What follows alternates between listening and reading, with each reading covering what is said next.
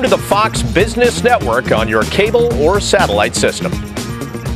And welcome back to Forbes Sports Money, brought to you by Fox Business Network. Now, watching sports on TV in high def is great, no doubt about it. But there are some events that you absolutely must see in person to get the full effect. And there's a new book out, The 100 Sporting Events You Must See Live, an insider's guide to creating the sports experience of a lifetime. The author is Robert Tuchman, and he joins us now. Robert, great to have you with us. Let me ask you about the list, kind of big picture. You have some big events like, let's say, the BCS Championship game, the Final Four, and some smaller events, Harvard versus Yale in football. How did you settle on this list of 100? Well, I'll tell you, it was difficult when we looked at it because, figuring it out, there's so many good events, so many big events, ones that produce revenue, there's little events. And really, when it came down to, this book is really about the overall experience of the event. So not so much just those 2 hours of the game or the tournament. It's about all the other stuff that goes around these events. And then I came up with the list. Hey, Robert, Michael Ozanian. Wanted to ask you from the fans' perspective, which of the top events provide the best value? That's a great question. Well, there's a lot of events on this list where actually you don't even have to pay for a ticket. If you look at the New York City Marathon at number 6, the Tour de France at number 13, there's a lot of those types of events. This book isn't just about the Masters and the Super Bowl. And really, if you look at the entire list and go down to some of those other events, you have things like the Little 500, things like the Head of the Charles Regatta in Boston. So at the end of the day, a lot of these are a good value for the consumer. All right, now you brought up the Masters, and that's number 1 on your list. Now, I get it, because I'm a golfer. Every golfer says, Robert, I get it. It's the Mecca. But for the non-golfer, why would it be number 1 on their list? Well, I'll tell you, I'm not a big golfer, and if you saw my game, you'd know why. But really what it's about, that event, if you have actually gone to that event, even if you're not a big golfer and you come back, everyone I talk to, for the most part, says, you know what, there's something magical about Augusta. And really, it's all about, you've seen it on TV, how beautiful it looks. Go there in person, see the landscape. I mean, golfers, they think that's Mecca. But really, even people who aren't into golf, they come back and there's just something that you can't explain. And that's why I put that as the number 1 event ahead of Super Bowl, ahead of World Cup, ahead of the Olympics.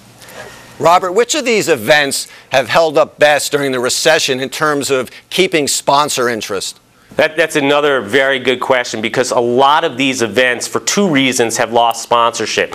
One is that a lot of businesses and companies are no longer in business, or they've lost a lot of their budget for doing sponsorships. The other reason is just the perception. A lot of these companies don't want to put their name, on an event. And really what's happened is that you've lost a lot in certain areas. Golf has been one that was hit hard, as we saw. So events like the Masters lost this year on hospitality. If you wanted to go to the Masters this year, you were looking at paying because the Masters is such a high-priced event, a few $100s to actually go to one of the rounds, when on average that could cost you $1,500 for a round in a regular year.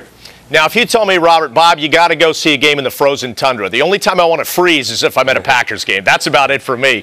But how much of what's on your list depends on location? For example, the BCS title game in New Orleans in 2012. Everybody loves New Orleans in the French Quarter. The Monaco Grand Prix would be a great place. How much does location factor in?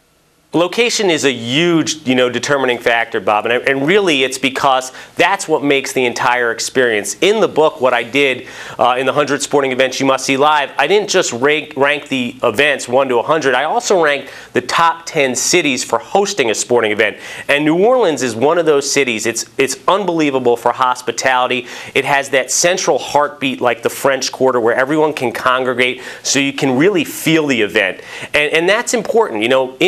In the book with the 10 cities, Miami was the number 1 city for a lot of obvious reasons, but it really plays into hosting a major sporting event. And of course, Monaco, just with the hospitality angle, that's another great city to host an event. Robert, most of the events you list have been around a number of years, but there are some new events that have gotten a lot of buzz the last few years, and I'm thinking primarily of the Winter Classic in the NHL. This coming season is going to be played at Fenway Park between the Bruins and the Flyers. Is that an event that you think maybe a couple years down the road could be on your list? Oh, absolutely. In fact, in the reprint, I'm definitely putting it in the top 100. That was such a great idea by the NHL, and that event has really taken off just in terms of the demand we've gotten from our sportstravel.com site. We've had an immense interest in that event, and really having it at Fenway Park, having it, at Wrigley, some of these historic venues, again, it makes the event as well. All right, Robert, one quick question before you go. Everybody's going to want to know, how many of the 100 have you done? Well, I've only been to 38, and I'm actually, it's funny, on my blog now, I'm looking for the person that has been to the most events. The most I've found so far, actually, Harvey Schiller has been to about 50. Leslie Visser, the announcer, her and Dick Stockton have been in the high 40s, and the guy, Jim Steig, used to head up events for the NFL, has been to somewhere in the high 40s. So I am looking for the person that has been to the most events, and if you can let me know, I'm going to make my own little Hall of Fame on the blog of, the biggest sports fans. So maybe, Bob, you might be an option. You probably have a lot of events. Yeah, I already checked. 19 and counting. That's the best I can do right now, but I'm going to keep ticking them off the list. Well, you got your whole life. It's a bucket list. I do. Robert, thanks a lot. Good luck with the book.